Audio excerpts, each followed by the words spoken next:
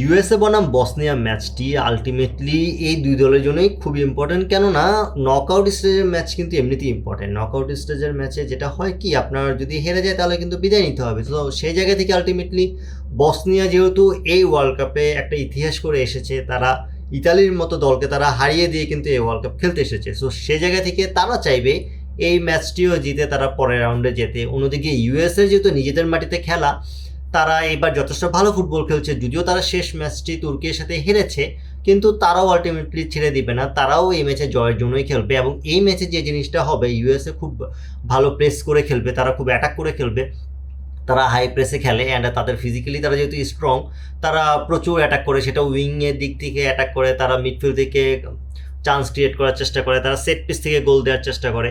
এই ব্যাপারগুলো তাদের কাছে একদম নর্মালি তারা ডিল করে অ্যান্ড তারা যেটা করে অপোনেন্টকে খুব প্রেশারে রাখার চেষ্টা করে। সেই জায়গা থেকে বসনিয়া যে কাজটা হবে, বসনিয়া তাদের ডিফেন্সটা ঠিক রাখবে, তারা ডিফেন্সিভ ফুটবলটাই বেশি খেলবে।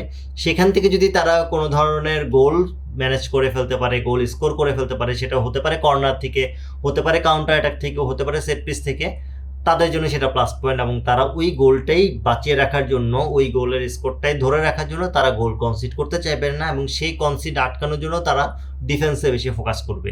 এখন ইউএসএ যে ব্যাপারটা, ইউএসএ কিন্তু আলটিমেটলি তারা শুরু থেকে ভালো খেলতেছে এবং তাদের আলটিমেটলি কন্টিনিউস অ্যাটাকের ফলে যেটা হয় কি, তারা ফিনিশিংটাও ভালো দেয়।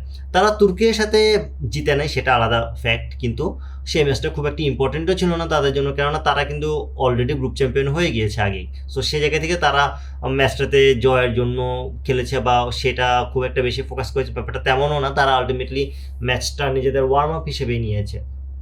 কিন্তু আপনি যদি তাদের প্রথম দুইটা ম্যাচ দেখেন, তারা যথেষ্ট ভালো ফুটবল খেলছে। তারা শুরুতেই প্যারাগুয়ের সাথে তারা যেভাবে খেলেছে, দেন অস্ট্রেলিয়ার সাথে তারা যেভাবে খেলেছে, সেখান থেকে আসলে তাদেরকে যথেষ্ট আহ, তাদের দিকেই আপনার মতামত দিতে হয়, তাদের দিকেই বেশি পয়েন্টটা থাকে, তাদের দিকেই বেশি ফোকাসটা থাকে। তারা আলটিমেটলি যে জিনিসটা করে কি, তাদের আর ডিফেন্সটা তারা ঠিক রাখে, কিন্তু তারা ডিফেন্সিভ ফুটবলটা খেলে না। তারা যেটা করে, তারা হচ্ছে অ্যাটাকিং ফুটবলটাই খেলতে চায়। তাদের ডিফেন্সেও কিন্তু একটা গ্যাপ ক্রিয়েট হয়, কিন্তু সেই গ্যাপটা আসলে অপোনেন্ট ধরতে গেলেও তাদের যে জিনিসটা হয় যে তারা এর মধ্যে গোলটা বেশি দিয়ে দেয়। যখন আপনার একটা দল যখন বেশি গোল দিতে যাবে, তখন আলটিমেটলি যেটা হবে কি, আপনার যতই তারা গোল কনসিড করুক আপনার জন্য, তখন এটার ম্যাটার করে না।